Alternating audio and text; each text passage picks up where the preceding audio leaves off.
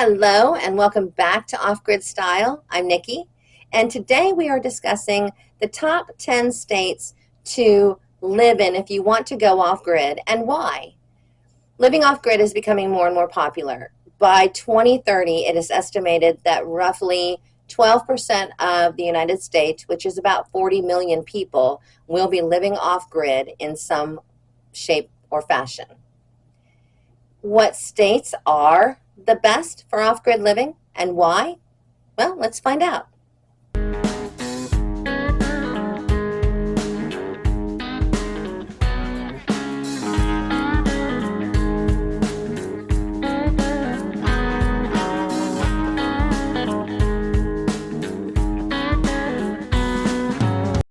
Texas, great state with a population of about 30 million people.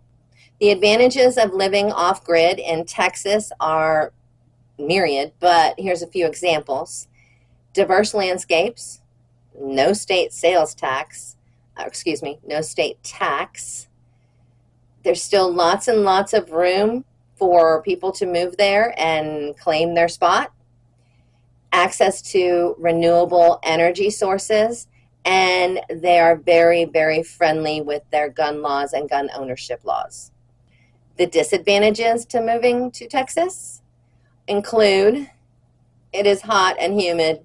The average is about 90 plus for most of the summer, plus the humidity on top of that. Hurricanes and other extreme weather. I believe it snowed massively a couple of years ago. And there is a water scarcity in certain areas. So Texas has traditionally been a Republican state. However, much more recently, it is kind of leaning back towards the middle. I wouldn't quite call it a purple state, but it is getting close.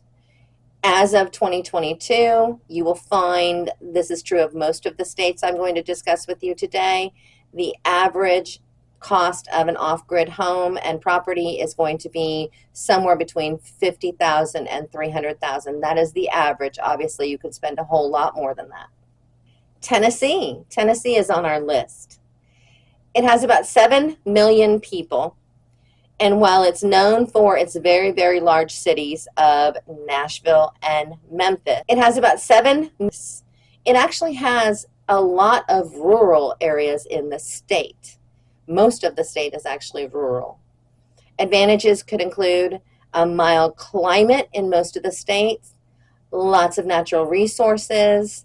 Locals in the rural communities tend to be very welcoming, low cost of living in most rural areas. The disadvantages of Tennessee as an off-grid state, well, it can be very humid and hot in the summertime. There is limited access to health care in rural areas. Now, I think you will find that most of the states I'm going to discuss have that same disadvantage. That's part of off-grid for the most part. There is severe weather in Tennessee and tornadoes. Also, limited job availability in some of the rural areas. Tennessee is predominantly Republican.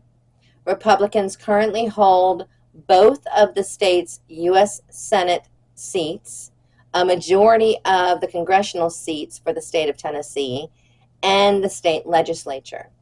And once again, the average price for an off-grid home is between $50,000 and $300,000. Washington is next on our list. The population of Washington is about 8 million people, roughly, and about half the state is covered in forested land. The advantages of living there include access to natural resources, a mild climate primarily along the coast. There's no state tax. They're very progressive in their sustainability programs there, so it's quite possible you may be able to get grants, loans, those kinds of things. You'll have to look into that. The disadvantages of moving and living in Washington off-grid include rainy weather in many parts of the state, upwards of 100 inches per year. The high housing costs in the more urban areas. And they do have natural disasters, as an example, earthquakes. Washingtonians lean Democratic. 80% of Washington's population lives in the more urban areas. The average off-grid home price in Washington is starting at about $100,000 and goes on up from there. With a population of about 4.2 million, Oregon makes our list. About 88% of the land in the state of Oregon is designated rural, with only 29% of the people living in rural areas. So there's tons of room to spread out. The advantages of Oregon include mild climates near the coast, plenty of resources, fertile land, and their state support for sustainable living situations. The disadvantages to Oregon: it's rainy, gray weather in many regions of the state. There are very, very high housing costs in the urban areas, potential for earthquakes again, the state tax, and there is a huge spike in crime rates. Oregon is a definite Democratic voting state. The average off-grid home price is from $100,000 on up. Colorado, with its about 5.8 million people, makes our list of off-grid states to live in. The advantages include the landscape of the state is gorgeous, and it varies upon where you're at and where you're living. You have a good climate for agriculture. There is access to renewable energy. It is a very progressive state in that there are sustainability programs and other things like that, and it has the best job market in the United States. And Oregon's disadvantages for a would-be off-grid homesteader wanting to move there: high altitude. It's a very high cost of living. There is a ban on rainwater collection, believe it or not, and they have very harsh winters. Colorado is a healthy mix of Democrat and Republican voters, but it is trending more Democratic at the moment. And of course, as with most of the states on our list, the average price for an off-grid home site is at the $100,000 and up. New Mexico. New Mexico has a very small population of about 2 million people. Roughly 1/3 of New Mexico's land is federally owned and has many protected wilderness areas and national monuments. The advantages of living in New Mexico include the mild climate, the low cost of living, solar energy potential is huge anytime you would like, and it has an abundant history and art communities all around the state. And the disadvantages are water scarcity and drought, extreme temperatures in some area. The state has poor literacy and education rates.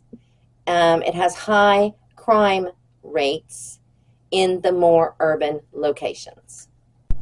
New Mexico is often called a swing state because of its mix of Democrat and Republican voters.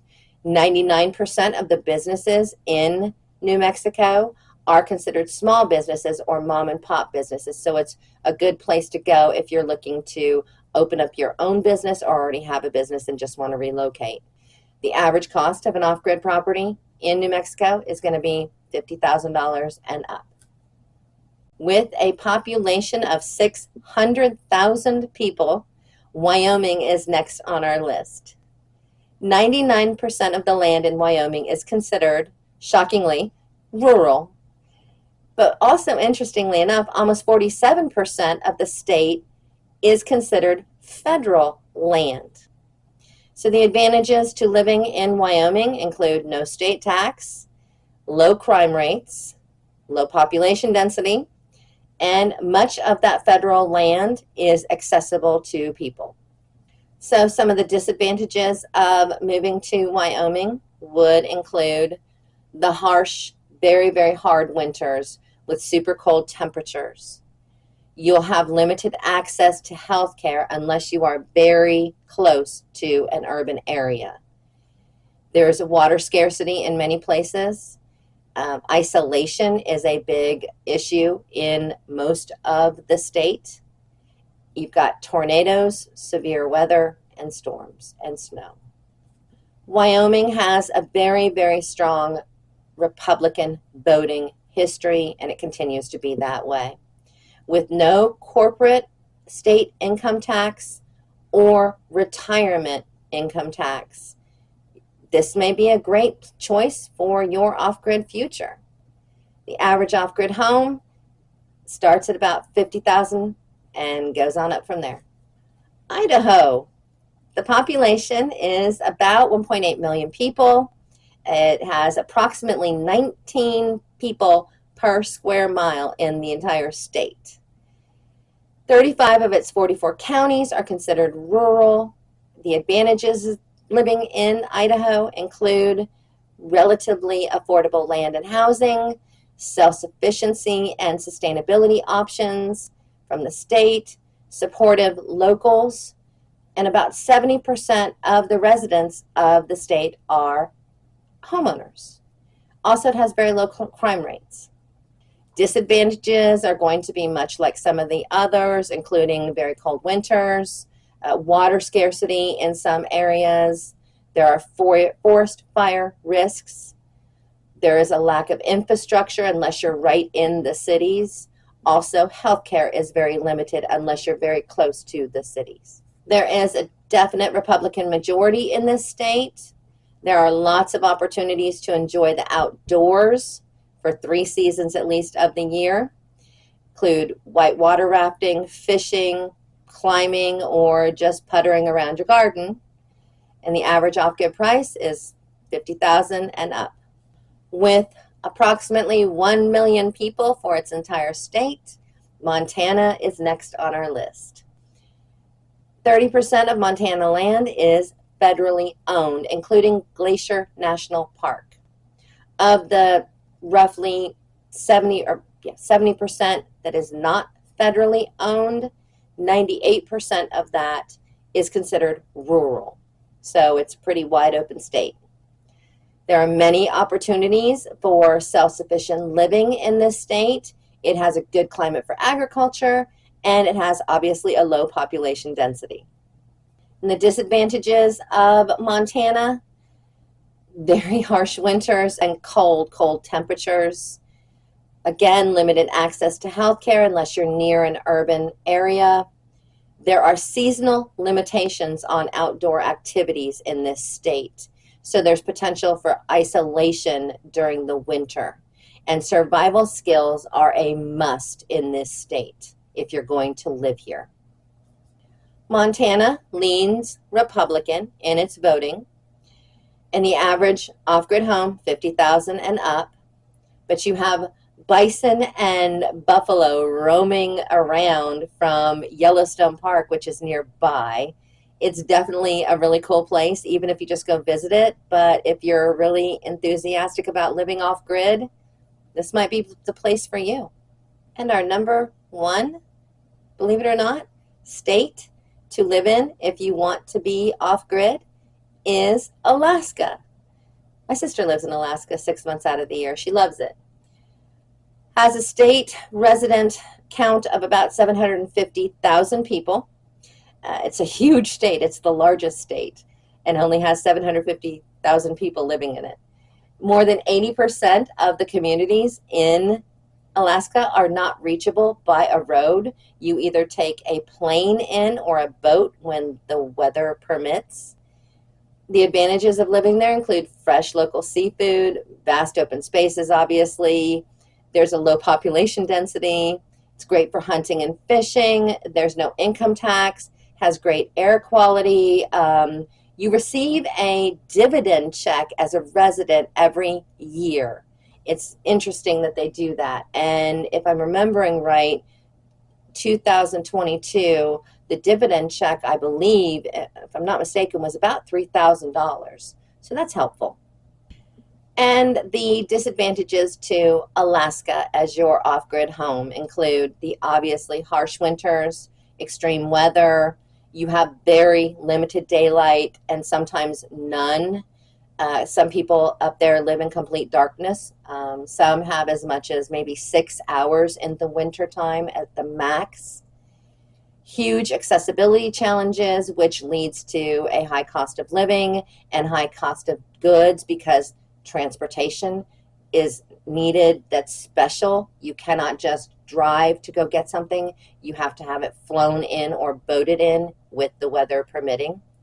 Over 60% of the land is owned by the government. Alaska has a Republican majority. The average price of an off-grid home in the state of Alaska is $50,000 on up. It depends on how far out you want to move to get to the price you want to get to. But there's no state tax, there's no state sales tax, and you do get that nice chunk of change in that dividend check every year as a resident. And I was right, it was $3,200. I checked. If you love being outside, you love being away from everybody, you enjoy your own company, and you're comfortable with your survival skill knowledge, this might be the place for you. So obviously the info I've shared with you today, it can vary widely depending on the specific location in the state that you're interested in. What I suggest you do is go ahead and plan a trip, maybe spend a few days at a few different areas in the state that you're interested in to see what the feel is. Also speak to the locals. One of the things about every state I mentioned in this video was an advantage. Every single state said that the locals being friendly was one of the advantages. You can find something on your budget for an off-grid home pretty much anywhere if you look hard enough and you investigate and do your research. Thank you. Hope you enjoyed it. Please like, subscribe, say hello, tell me what you think of the video and what your choices would be, and I'll see you again soon.